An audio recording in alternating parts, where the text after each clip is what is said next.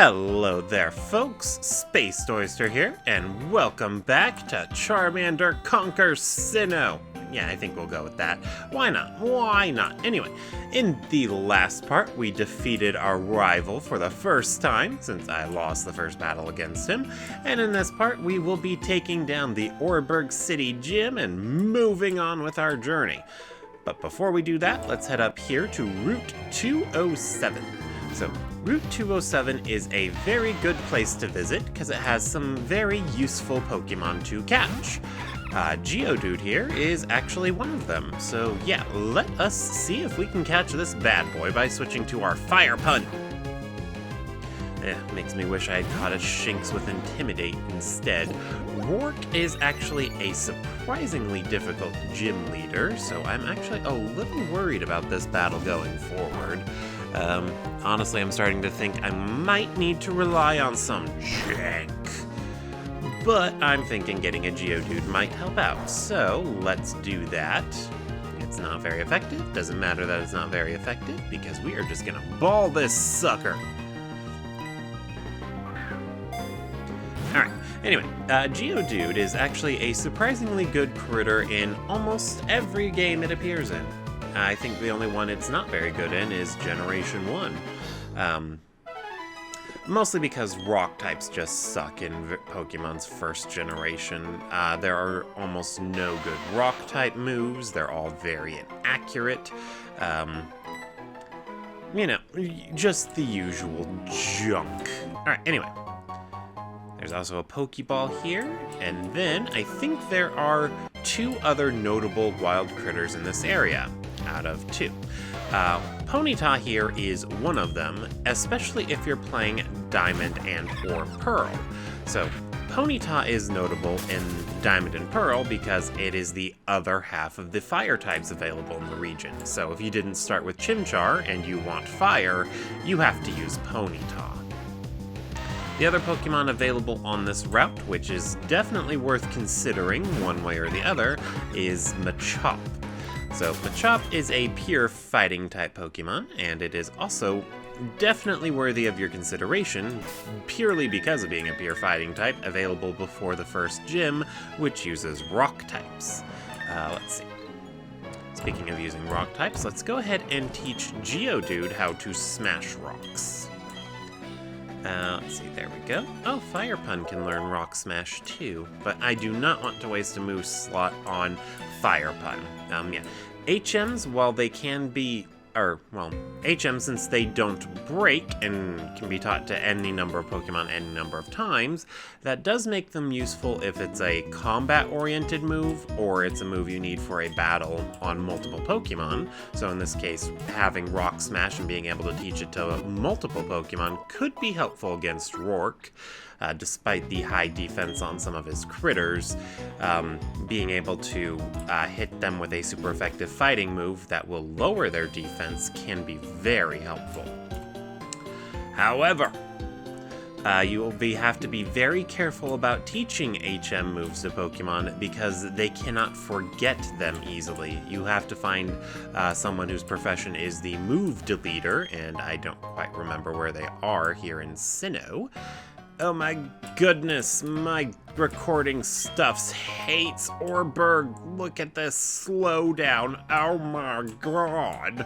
Anyway, so yeah, you have to be very, very careful when you decide to teach an HM move to any Pokemon because it is very likely that Pokemon will not be forgetting that move, ever. Speaking of not forgetting things ever, this is the Orberg Mine. So this mine is home to 3 Pokemon, 2 of which are notable, I suppose. Well, actually, one of them is notable. It's Geodude. The other 2 Pokemon available here are Onix and Zubat. So Zubat is an option for a flying type Pokemon in Sinnoh, since its final form Crobat can learn how to fly and it's able to use Defog in all its stages. So Zubat can be an interesting critter to pick up if you want something that is super highly resistant to grass. And Onix is just Geodude but worse, and I mean that unironically. So Onix Onix has really high defenses, and its speed is a lot higher than you might expect from a rock ground type that is a giant snake. But it's true, Onix is actually really fast. It can be very helpful against Rourke since it also gets access to Rock Smash, but it falls off pretty quickly. You can get access to Wild Steelix in this game, and it is possible to evolve Onix into Steelix by just trading it with a Metal Coat if you have someone to trade with. But otherwise, it's going to just fall off pretty quickly right after the first gym.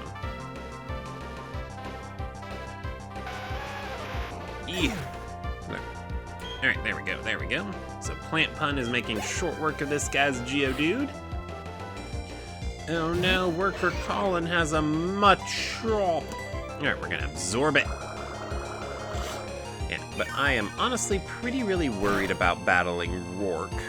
He's got Onix, Geodude, and one of the new rock types for the 4th generation, which is Cranidos. And Cranidos is the worrisome one because it is fast, it knows Headbutt, and it hits really hard. But I feel better than Ash in the anime. Ash in the anime had to deal with the evolved form, Rampardos. And it's like the first gym leader doesn't even have any other Pokemon or doesn't know how to hold back or anything like that. Anime Ash managed to win, because of course he did. Well, actually, no, I shouldn't say that, because he loses a lot. But it's fine. It's fine. What might be tricky about dealing with Rourke, though, is the stipulation that I set for myself that I need to use Charmander in the battle. Figuring out the exact moment to send Charmander out can actually be pretty tricky, but we should be able to get it down. Not a problem. Not a problem. Mega Drain. Oh my goodness, let us get Mega Drain. That's better than Absorb. Let's drop Absorb. So instead of dealing 2 damage and restoring 1 HP, we can deal 4 damage and restore 2. Yay! Okay. Yay! And we got Poké-Dollars. I think in the Japanese versions it's just called yen, which is the current money system they have in Japan, or Nippon. Anyway, this is Rourke. Okay, stand back and watch this. Using the hidden move Rock Smash, a boulder blocking your way, ... Fallen boulders need to be smashed so they're out of the way. If you could get the gym badge from the gym in town, you'd be able to do this too. Of course, you'd have to beat the gym leader first. That'd be me. Okay, that was entirely pointless because the hiker who gave us Rock Smash told us what it did and what we have to do to use it. Anyway, here's Zubat. So Zubat is also very difficult to work with because it starts off very super duper really weak. In older games, it starts off with Leech Life, which is extremely weak. And then in later games, when they buffed Leech Life, they have it start with Absorb instead, which is even worse for it. It gets some good attacking moves in the mid-teens, or I should say usable attacking moves in the mid-teens, and then after that it becomes somewhat viable.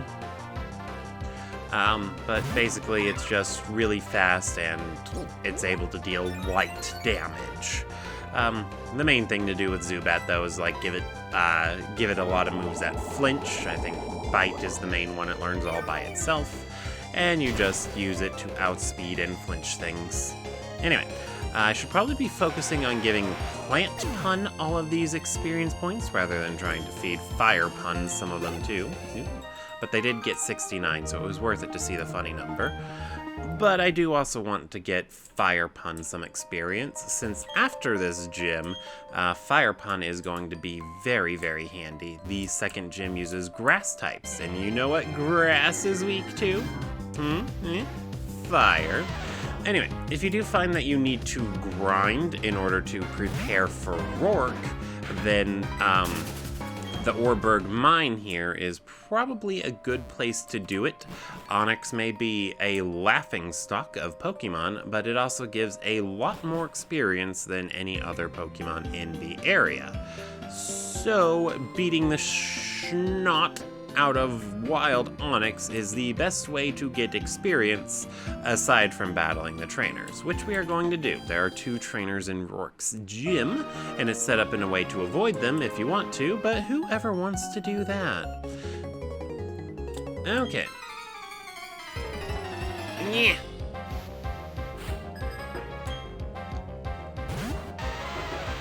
Oh, Geodude, I am so frightened. But yeah. I'm gonna see if I can feed some experience to Fire Pun, since I'm going to force myself to use Fire Pun. Being able to rely on it to use Ember to potentially burn the Cranidos might be a thing, or if I'm feeling desperate, I could try to use Smoke Screen. Chimchar, the fire starter, Chimchar would not have gotten access to Smoke Screen at this point. In fact, I don't think any other Pokemon available in Sinnoh at this point would have accuracy dropping moves. Starly, as far as I'm aware, does not learn Sand Attack, so Charmander being able to reduce accuracy is actually something quite unique to the Sinnoh region this early on. Later on, though, accuracy-affecting moves become insanely stupid common, to the point that I hate it. I hate it so much. Alright, anyway. Since the first gym is a rock-type gym that basically draws a lot of parallels to Charmander's home region of Kanto, and the comparison is honestly quite apt. In the Generation 1 games, while Charmander is the slowest to defeat Brock, it also isn't all that ill-equipped to do so. In the Generation 1 games, Brock doesn't know any rock-type moves, so the only disadvantage Charmander really has while facing Brock is that his attacks don't do as much damage as Bulbasaur, Squirtle, or Butterfree. But Charmander is more than capable of handling Brock by itself in Generation 1 because Ember hits on Onyx and Geodude's much lower special stat. It doesn't really matter too much that they resist it because Ember is just, well, Ember hits special, they have low special, Charmander's special is pretty high, so it all works out for Charmander in the end in Generation 1. It's not Brock Charmander really has to worry about, it's Misty, and that's the second gym. Alright, anyway. So, for this battle, we are going to lead with our Plant Pun, because Rourke leads with Geodude, and then he usually follows that up with Onyx, but Generation 1 is the only series of games where gym leaders and trainers send out their Pokemon in a fixed order. From Generation 2 onwards, if one of their other Pokemon has an advantage compared to the second one they'd send out, then they'll go with that one instead. Let's buy 8 Pokeballs, just in case I run into anything else I want to capture. And a bunch of potions, 6 more potions, because why not? You know, healing on the road is just so handy, and an antidote. I expect to lose, so we're gonna, since the only penalty for losing is losing half your cash, or less, because I didn't even lose half of it when we lost to Barry. What was I talking about? Oh yeah, anyway, since losing cash is pretty much the only penalty these games can enforce upon you, spending all of it before a major battle you expect to lose is basically the best way to make sure it stays safe. But if we struggle too much, I think I'll either train up that Geodude we caught, catch a Machop and train that up, because there is a fighting type critter I would like to use later. Spoilers. Or not spoilers, I guess, but anyway. Anywhoozin', let's just jump right in. No need to save, because I wouldn't reset anyway. Welcome, this is the Orberg Pokemon Gym. I'm Rourke, the gym leader, but I'm but one trainer who decided to walk proudly with rock-type Pokemon. As the gym leader, I need to see your potential as a trainer. And I'll need to see the toughness of the Pokemon that battle with you. Oh my goodness. do like the gym theme music in Generation 4. And gym battle music is almost always a banger. It's not in Scarlet and Violet. I don't know what the composer was thinking for that, but they should probably be amputated. Alright, there we go. So Geodude is a one-shot. This is Generation 4, so Sturdy is not a good ability yet. Alrighty, Plant Pun gained lots of experience points. And he sent out Onyx next. I was actually expecting the Cranidos. Oh no, Stealth Rock. So, Stealth Rock is actually the main reason why fire types are very poor in competitive Pokemon, despite how good their offensive coverage and resistances are. Since fire is weak to rock, and Stealth Rock deals more damage if you are weak to rock, it cripples fire types as they switch in, more or less. Alright, here we go. The one I've been worrying about the whole time. Think you can take down the next Pokemon like you did earlier? Not like I did earlier, but we're gonna try. Leer! Awesome! If this Stun Spore hits, we are golden. We are not golden. Oh, crap baskets. Okay, let's go ahead and switch out to Fire Pun. Alright, so Cranidos, while being a rock type, it does not have any rock type moves. It knows Headbutt, Leer, and Pursuit. Oh, yay, we're faster. Alright, so we're gonna go ahead and go for the Smoke Screen, because why not? I wasn't expecting to be faster there. And Fire Pun is already down. But you know what? It's fine. It's fine. He did his job. Now we swap over to Plant Pun. And we're gonna try that Stun Spore again. But anyway, so what Stealth Rock does if... Oh, crap baskets. And we flinched. That's what makes Cranidos so scary and why I was hoping we could flinch it. Let's see if he goes for Leer. No, he goes for Headbutt. Okay, this officially turned into a failed run, especially since that smoke screen I set up did nothing!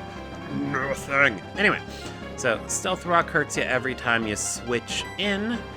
Since we're gonna need Geodude, let's throw the other Pokemon out there as Cannon Fodder.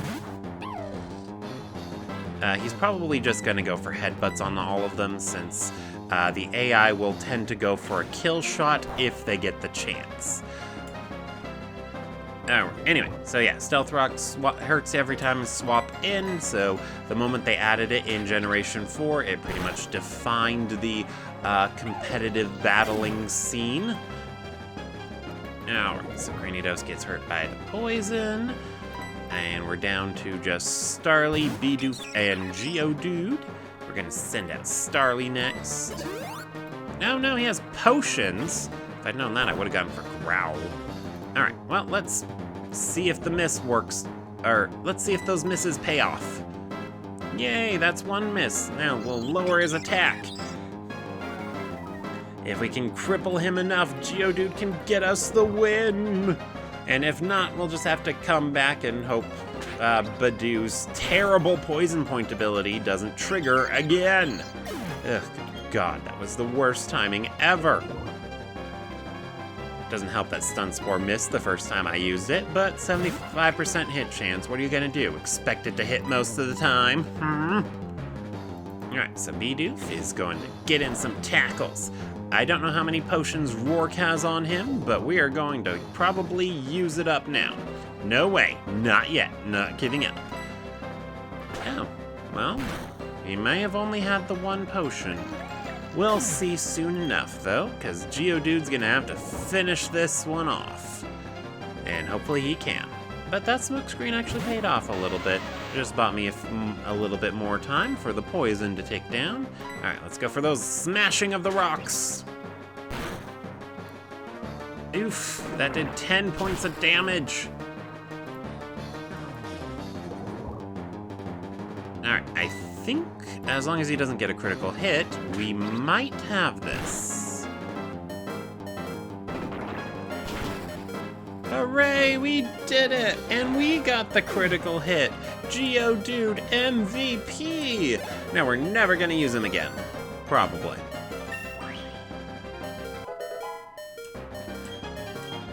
Alrighty. But yeah, Charmander pretty much wasn't able to do anything for this gym, while I do believe Onix and Geodude do not know any offensive rock-type moves either, except for maybe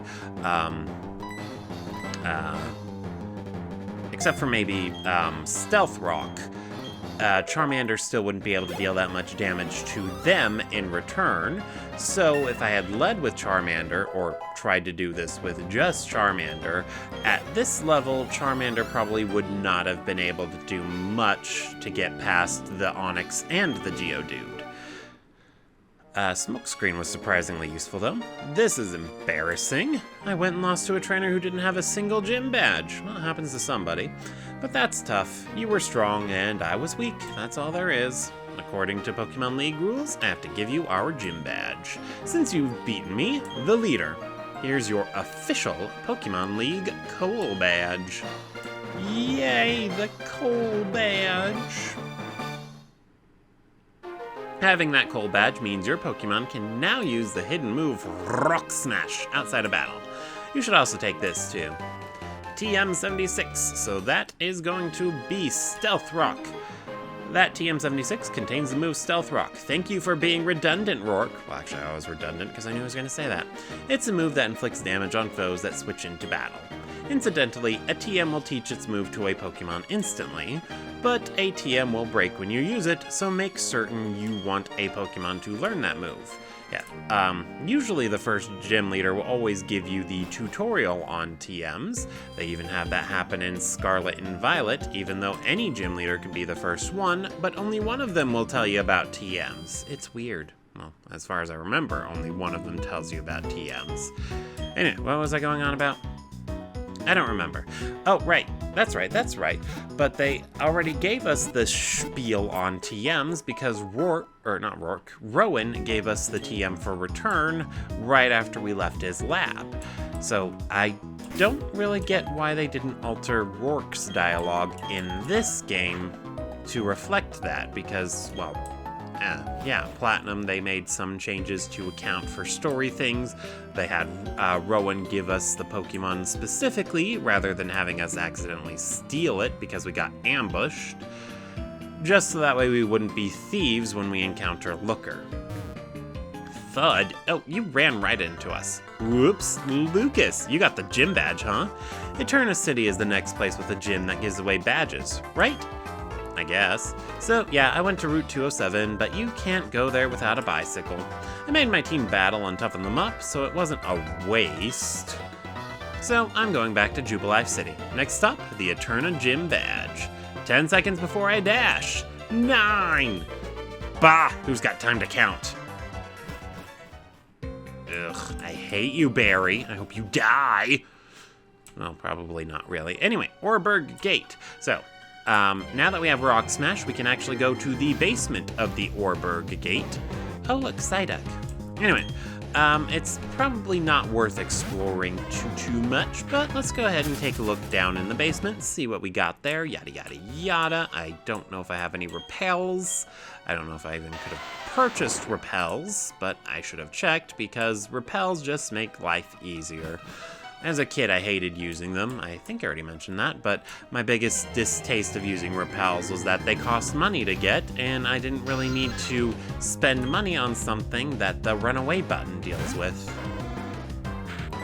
That was basically my thought process as a child, but now that I'm older, I am more appreciative of the fact that you can just avoid Pokemon entirely, or wild Pokemon, I should say, just by using a repel. And who's in? But yeah. Anyway. I don't know what I was going on about. Ooh, Flash! So Flash is one of the more interesting moves in Pokemon's history. So in generations 1 through, I want to say 3, but maybe it's just 1 and 2. Flash used to be an HM move, but it got replaced, I think. I forget which generation replaced Flash. I want to say it was actually 4. They took it off the HM list because most of the time you didn't ever actually need to use Flash. It just brights up dark caves. and the only dark cave you ever needed to use it in Generation 1 was Rock Tunnel, and you can navigate that blind. I've done that before. And in Generation 2, the appropriately named Dark Cave was the only new thing they added that needed it. Oof, excuse me. Alright, and exploring Dark Cave was entirely optional. They did put some rare Pokemon in there. That's the only place to catch Wobbuffet. But, yeah.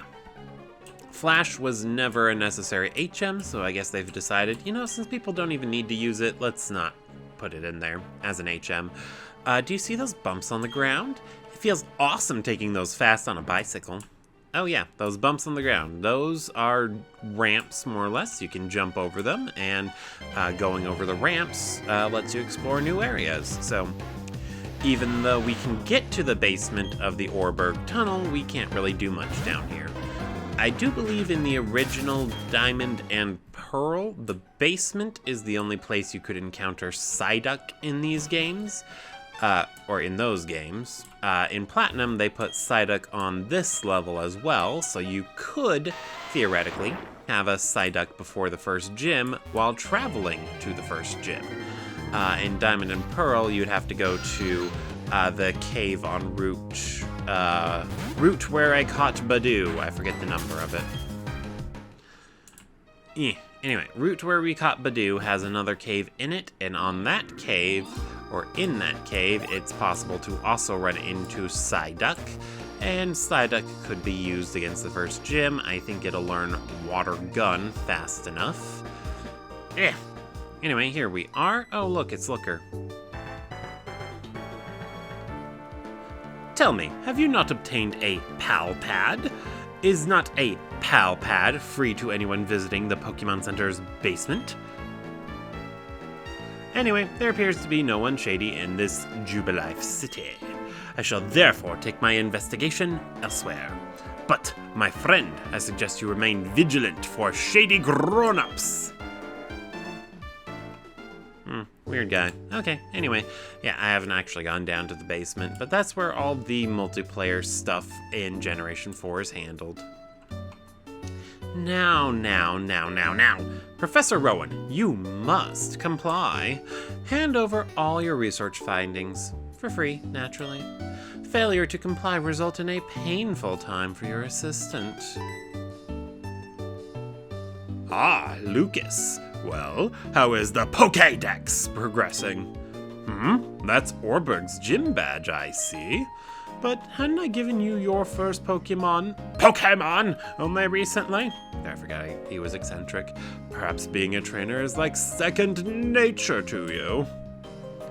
Oh, Professor of Pokemon, must you be so difficult? We are speaking to you on business, because this is work for us. What we're saying is, we demand you comply with our demands. Quiet, you lot! Why must you be such a nuisance? Let me list some lessons you still need to learn. Number 1, don't loiter about for no good reason. Number 2, don't interrupt others while they are attempting to converse. Number 3, if you don't get your way, don't raise your voice to be intimidating. Number 4, don't think you've grown strong just because you're in a group. Number 5, what is with those outlandish outfits you have on? My goodness, you call yourselves adults. You kids don't grow up to be like these sorry specimens. You had to make this personal. You have forced our hand into making a show of force. We will make you regret insulting Team Galactic. You kids, give these thugs a lesson in civility, please. Lucas, let's battle together. Hooray, we are forced to team up with Dawn. So on a normal playthrough, she will always have the critter that your starter would have an advantage against. Well, the starter critter, I should say. But since she had Chimchar for the catching tutorial, but now she has Turtwig like she's supposed to, it's all very weird. Anyway, Team Galactic, they're our villainous team noun for this game. Are you kidding? Why are you guys ganging up on me? My poor little fire pun can only handle so much. You guys are bullies and mean and rude, and I hate you, and we're gonna burn your stupid stunky. And now they're going after Turtwig. Weird. Anyway, yeah, I wasn't 100% sure that Dawn would have Turtwig. Well, as you saw, because she had Chimchar when she did the catching tutorial for us, and it's all just a mess. And anyway, Stunky's usually the more dangerous of these two. I think there's always one that uses a Glamia, the other uses Stunky. Both are Pokemon that Team Galactic like to really use. And I believe that's a feint for Fire Pun because poison. Yeah. Anyway, I wanted to get rid of Stunky anyway, just in case that happened, because Plant Pun can definitely handle Glammeow now. Alright, Mega Drain! We're going to suck out its life juice.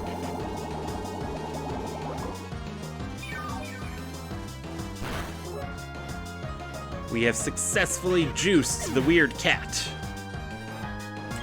Yeah.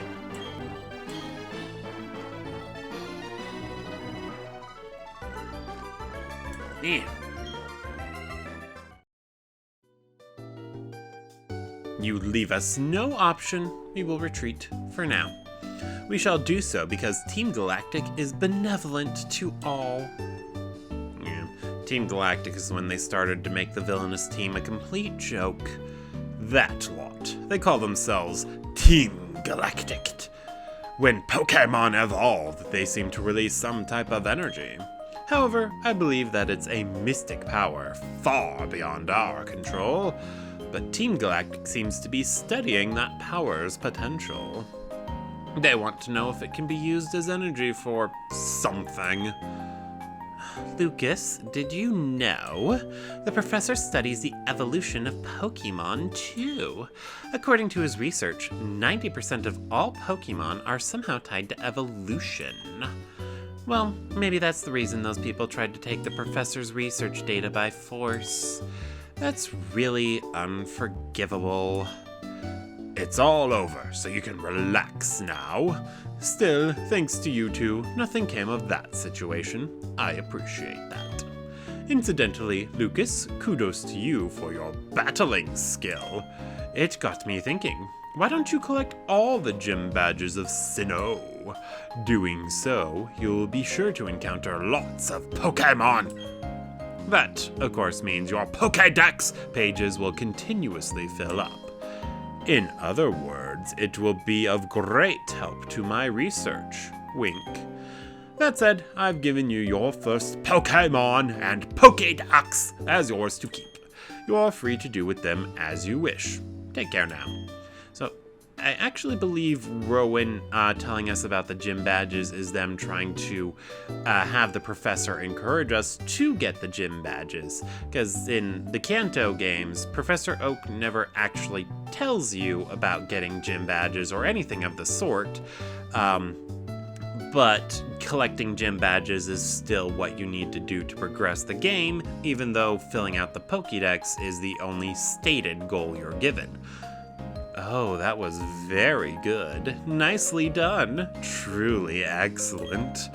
Oh, I beg your pardon. I'm from Jubilife TV. I'd like you to have something for letting me see that smashing battle. A fashion case? Ew. Let's see. Contained within that fashion case, you will find a whole spectrum of chic accessories and tasteful backdrops. Dress up your Pokemon and watch their appeal grow. And right now the TV station is offering its facilities so visitors can dress up their Pokemon. There are also prize giveaways too. Please do visit our TV station. Well, maybe. I'll consider it.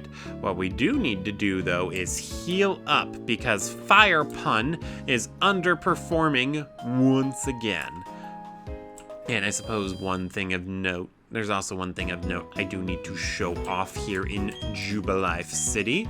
So we'll have to get around to that too, despite how the game is chugging. Oh, my poor PC, why are you crap? Alright, anyway, let us keep going. It rhymes with Rowan, so it must be true. Anyway, so Jubilife's there, or the TV station. But this place over here is the Poketch Research Facility, or whatchamacallit. This is where you can get more apps for your Poketch, which I haven't actually been using too much. Oh, you can be sure I will keep developing Poketch apps. Yeah. And the president here, I believe he gives you, he gives you more Poketch apps depending on the badges you get.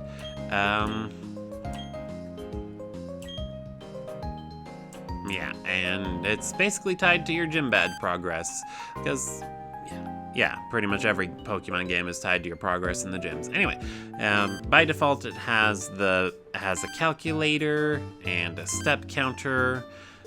This is your status screen, so it keeps track of how well your Pokemon are doing, and then the clock. I usually leave it on the clock by default, but since I don't really need the Poketch for keeping track of time while I'm on my PC, I'm actually going to keep it on the status screen so that way folks can see what Pokemon I have. I was thinking of keeping my Pokemon list in that blank spot I have on the video, but ultimately decided against it, because really, we're just here to see Charmander. Does it really matter what Pokemon I have and what their organization is in my party? I don't think so. But I didn't want to just put a picture of a Charmander there. That seemed a little too lazy. So I'm just at a loss for what to put in that little spot. I'm sure we'll figure it out, though.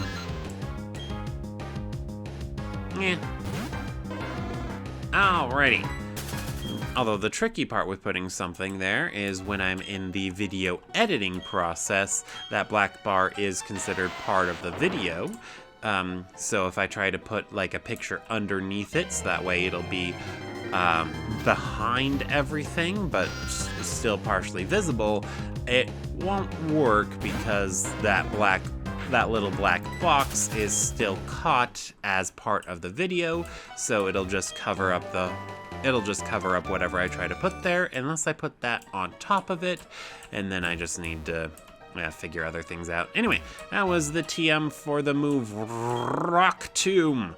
So, rock-type moves are generally, rock is a useful coverage move, but they're generally unreliable. Most rock-type moves do not have good accuracy. I believe Rock Tomb has 80 accuracy.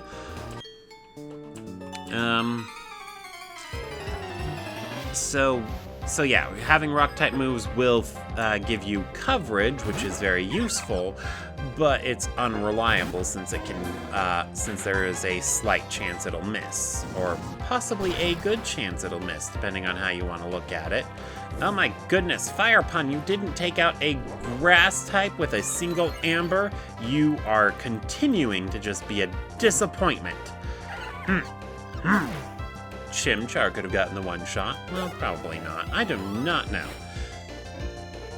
If we're talking about direct comparisons to Chimchar, Chimchar might be able to take out Rourke by itself, because it evolves into the half-fighting type Monferno.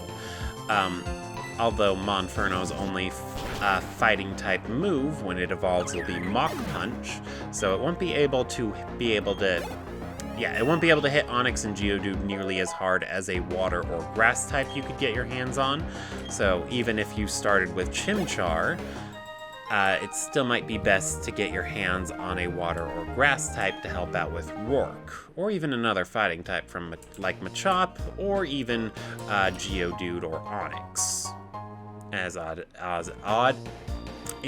as it might be to suggest using Onix for anything other than a joke. Oh my goodness, lag.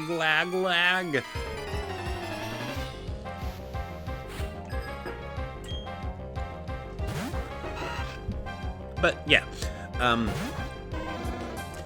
actually, facing a bug catcher here kind of reminds me of, well, the Kanto region. While Charmander doesn't do very well against bosses, particularly the first two, it tends to really excel in getting to the first and second gym. A lot of the trainers between gym leaders will use Pokemon that Charmander has a good advantage against. So early in the game you encounter a lot of bug types, and then between Brock and Misty, there are a lot of grass types to deal with, so while Charmander may not be good at battling either of them, Charmander is good at getting to them. So, that is an interesting quirk about the fire type, generally speaking, is that while it's usually not very good against bosses, it is good at getting you to bosses. Although that can vary based on your games, or what game you're playing, depending on how well the gym leaders, bosses, and all that fun stuff compares to dealing with fire, or vice versa. Anyway, this is a double battle. It's a very weird feature that only occasionally comes up in Pokemon games, is almost non-existent otherwise. It's very weird to me that they keep putting double battles in Pokemon games, considering that they usually don't even bother to fully support double battles. So, I think for the Sinnoh region in particular, none of the gym leaders will even have a double battle. In the first generation that had double battles, Generation 3, they did have the 7th gym leader specialize in double battles to try and show off the mechanic more or less, but they were pretty much the only gym leader to do so. Beyond that, there were just occasional double battles scattered about here and there throughout the region. So it basically came across as a gimmick that they were barely supporting, but it still persisted. The spin-off games Colosseum and Gale of Darkness were almost exclusively double battles. And then for official Pokemon tournaments, like the VGC Video Game Championships for Pokemon, those are conducted as double battles. Why, I do not know, since the main games are almost always exclusively single battles, but, Game Freak isn't known for making smart or consistent decisions. Plant Pun wants to learn Worry Seed. Worry Seed's an interesting move. Yeah, let's learn that. So, Worry Seed, what that'll do is it changes the opponent's ability to Insomnia. And being able to change your opponent's ability can be really good. Alright, and we're back. Technical difficulties. I don't know what happened there. I think I bumped my mic, and then it decided from there that everything had to die horribly. Yeah, anyway, point is, we're back now. Anyway, welcome to Flow Aroma Town. I guess I could have just cut off the last video there, but it would have been very weird to end with technical difficulties. Please stand by. Then, I believe we've got everything working again. Yes. Everything is working properly as far as I can tell. Alright. Not sure how much farther I should go, though, because Flow Aroma Town is pretty much a good place to stop. Well, let's go ahead and pick these berries. So berries are a mechanic that have been done inconsistently. In Generation 2, there were berry trees, and you could pick berries out of them. In Generation 3, they decided to have various plots of land to plant the berries, which they kept here in Generation 4. But when they also did remakes of the Generation 1 games, so Fire Red and Leaf Green, since there weren't any places for berries to grow in the original Kanto region, they just didn't add any. So instead, the only way to get berries in those games would be from the the ability Pickup, which I believe only Meowth got in the original games, or in the remakes. So if you didn't have a Meowth with you to pick up berries, there would really be no way to get your hands on berries. Well, without trading anyway. So you'd have to trade for them. And then Generation 4, they added back in the usual berry mechanics, except with the remakes of the Generation 2 games, Heart Gold, Soul Silver. Love those games. Oh my goodness, lag! Why is everything so laggy? Maybe I made a mistake in trying to record all this. Help, help, trainer. Please, I want to see my papa. My papa and I lived at the Valley Windworks. But then a whole bunch of people came dressed like spacemen came. They kicked me out and they're making my papa do something. Please, trainer, I miss my papa. Don't worry, little girl. We can save your papa. Or we can get started on it anyway. Anyway, this is the Valley Windworks. You'll notice grass here, and this is basically where grass becomes optional. There are lots of interesting critters to catch if you are interested, though. Don't you dare go into the Valley Windworks. I got ordered to keep everyone out if they're not part of Team Galactic. You're giving me a look that makes me think you're gonna try to get in. Okay then, you'll have to battle me for it. Sure, yeah, I don't mind battling you. Why not? Why not? Blammeow! What is this? Some sort of, uniform? I guess uniform's the right word. I don't know. Fake out. Erg. Fire Pun flinched? No, you're not supposed to flinch, Fire Pun. You're supposed to burn it. Kill the cat. Ugh. This is just not my day. So Hypnosis is normally a pretty inaccurate move, but when it hits, it hits. So I think Hypnosis usually has about 60 accuracy at most, 55 on a bad day. Hooray, we poisoned it, so even if it puts Plant Pun to sleep, it'll still die eventually. Anyway, whenever I try to use Hypnosis, it never works. When the AI uses it, it always works. You know, the usual stuff. And just ignore all the times where that actually isn't the case. But that's not the point. What is the point is the stupid cat is dead. We drained it of its life juices. And Fire Pun gained a little bit of experience, and Plant Pun got the rest. Okay. Isn't that just great? Getting owned by some kid. But you can't do a thing if I lock myself in with my works key. That's right, the other works key's not here. My cohorts in the Flower Patch have the only other one. Why'd you tell me that? Oh, in that sense, I'm no longer the loser. Kerchunk. Yeah, why did you tell me about that? That is weird. You're weird. That guy was very weird. Anyway, Heart Gold, Soul Silver. Very awesome Pokemon games. Potentially the peak of Pokemon, depending on how you look at it. Since in those games, your lead Pokemon would follow you around. And that was peak Pokemon technology.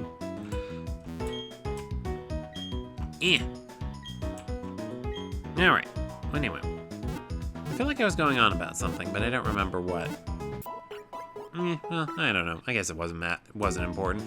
Must have been about the sleep status condition and how it never works when I use it. Or at least when I use Hypnosis anyway. I even missed with Stun Spore, and that's got 75 accuracy. That's at least 15 more than Hypnosis on a good day. And Hypnosis sometimes has bad days, or it only has 55 accuracy. Enough arguing. Hand over that sweet honey. Do as we say. Team Galactic will have that honey. We must have it to attract Pokémon in great numbers. Hey, this kid is a witness. What'll we do? We don't need the brat running off to get help.